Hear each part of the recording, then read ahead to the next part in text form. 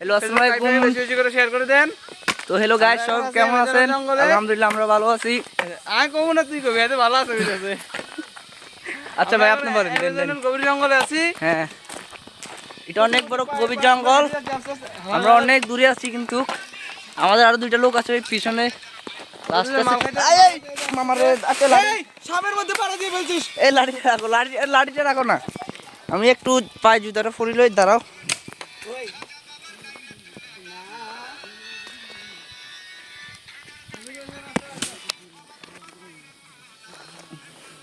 তো গাইজ আমার জুতা খুলে গেছে, তো আমি একটু জুতার পরছি আর কি, সবাইকে একটু কষ্ট দিছি, একটু বেশি তো করছি। যাচ্ছে সমস্যা না, আমরা আবার আগাম সামনের দিকে একটু আগাই।